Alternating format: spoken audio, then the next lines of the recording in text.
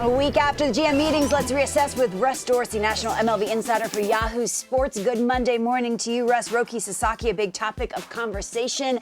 And there is a date, January 15th, Russ, the refresh date for international signing bonus money. Does that tell us what we're waiting for? Does that give us a timetable at all? What do you think?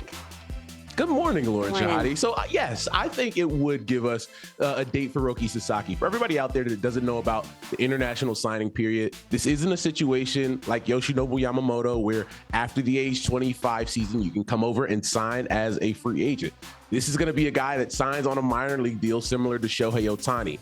After December 15th, the new MLB international signing period begins, and all 30 teams will have new international bonus signing money. So if you look right now, if Roki Sasaki posts before December 15th, that would be the past signing period that goes from January 15th, 2024 to December 15th, 2024. There are only two teams currently that have international signing bonus money above $2 million.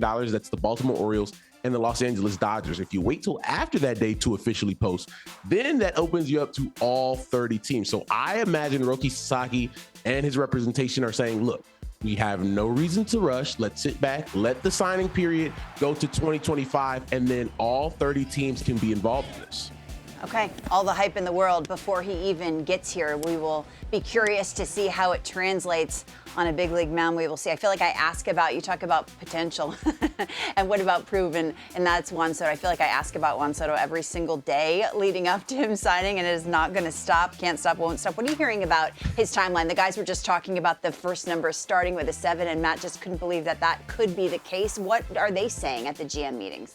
I'm with Batty V. Like, the idea of a number that starts with a 7 is crazy. And you guys were just talking about Paul Skeens doing homework at LSU. Well, I did some homework, Lauren Shahadi. I'm gonna throw some numbers at you. Let me hear the highest AAV in baseball last season, and I take Shohei Ohtani out of this because 68 of that 70 million is deferred, was $43.3 million. That was Justin Verlander and Max Scherzer.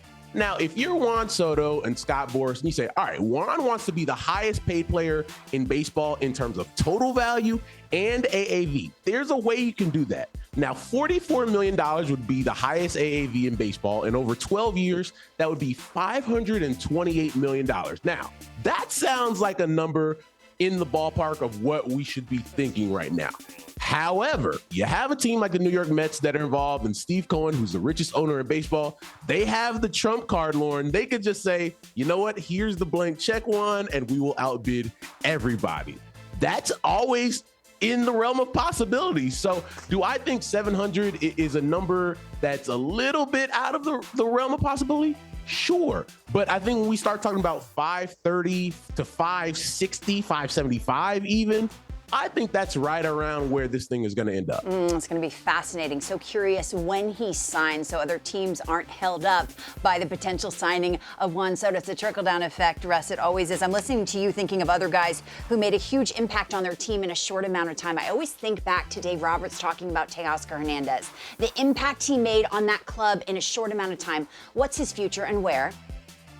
Yeah, I would imagine that the Los Angeles Dodgers look at the season that they had with Teoscar Hernandez and say, you know what? We like the cut of this guy's jib. Not only was a guy that was a great clubhouse presence there in LA, he had a career year with the Los Angeles Dodgers, went back to the All-Star game, set a career high in home runs, always seemed to be a guy that when you get to that 7th, 8th, and 9th inning, came up with big at-bats for them, not only in the regular season, but also in the postseason.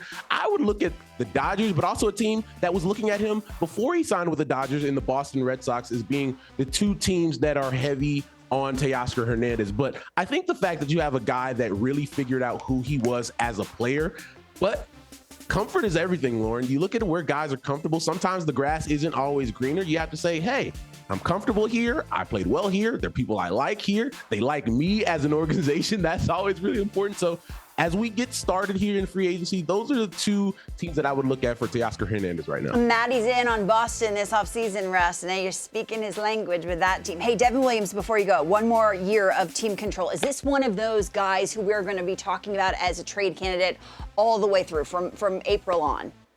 I think so. And this might be something where we talk about him as a trade candidate over the next couple of months. I think when you look at where the Milwaukee Brewers are, they're still a very young club. And historically, when you get a guy that's a year ahead of free agency, a la Corbin Burns or Josh Hader, they're going to look to move him. Now, I've talked to sources over the last couple of weeks that say those conversations have already started as they've kind of tried to see where teams are at. And there are a lot of teams that need closers. You talk about the Boston Red Sox. You talk about, the Baltimore Orioles, even though they're going to get Felix Bautista back from Tommy John surgery at some point. The Philadelphia Phillies are out there. I know Luke Weaver was fantastic for the Yankees in the postseason, but do they go out and look for a closer with some of the guys that they have entering free agency? And of course, the Los Angeles Dodgers are a team that could be looking for a closer as well. Blake Trinan is going to be a free agent. So I look at Devin Williams, a guy who has a sub-2 ERA since he debuted in 2019.